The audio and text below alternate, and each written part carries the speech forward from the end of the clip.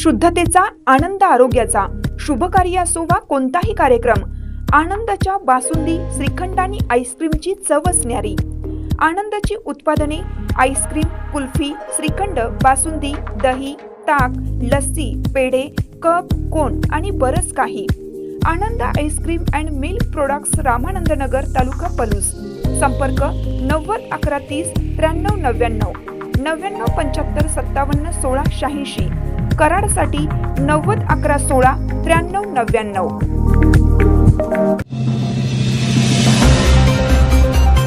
हुतात्मा कारखान्यासमोरील ठिय्या आंदोलन दुसऱ्या दिवशीही सुरू. नायकवडींच्या राजीनाम्याच्या मागणीवर आंदोलक ठाम.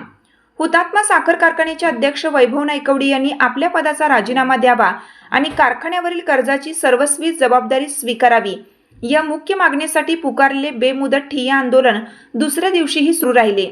ज्येष्ठ नेते किरण नायकवडी, संचालक गौरव नायकवडी आणि केदार नायकवडी यांच्या नेतृत्वाखाली कारखान्याच्या साखर शाळेसमोर हे आंदोलन करण्यात येत असून यावेळी मोठ्या संख्येने सभासद आणि शेतकरी उपस्थित होते. कारखान्याच्या हितासाठी आणि आर्थिक स्थैर्यासाठी प्रशासकीय फेरबदल होणं गरजेचं असल्याचं मत यावेळी आंदोलकांनी व्यक्त केलं. आंदोलनाच्या दुसऱ्या दिवशी बोलताना केदार नायकवडी यांनी कारखान्याशी संबंधित विविध संस्था आणि खाजगी कंपन्यांच्या आर्थिक व्यवहाराची सखोल चौकशी करण्याची गरज प्रतिपादित केली.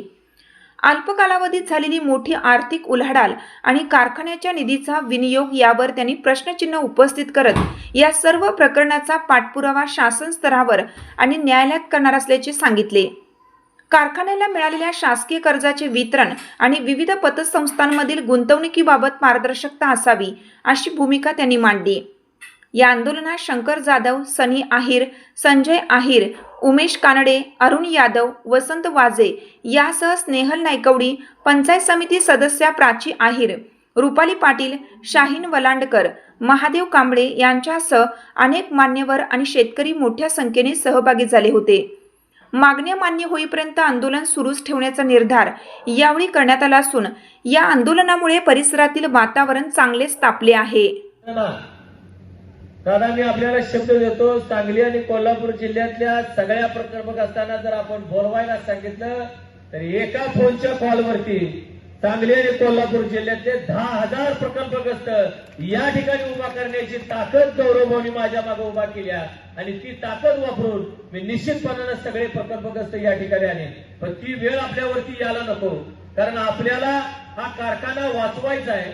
या कारखान्याच्या माध्यमातून निश्चितपणाने सर्वसामान्य सभासदाला, सर्वसामान्य शेतकऱ्याच्या कष्टाला प्रतिष्ठा मिळवून द्यायची आहे हे सांगण्यासाठी आपण या ठिकाणी बसलोय. आणि हे काकाने ऐकून घ्यावं. तर माझं काय कुठं दुकान सोडलं तर काही नाही, तर माझं काय बंद पडत नाही.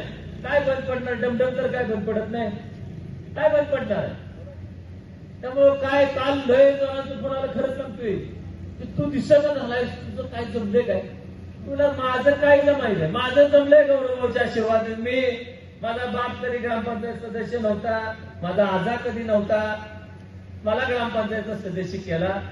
नुसता सदस्य केला नाही तर या राज्याच्या मुख्यमंत्र्यांच्या पर्यंत नेण्याचं काम गौरवभाऊनी केलं.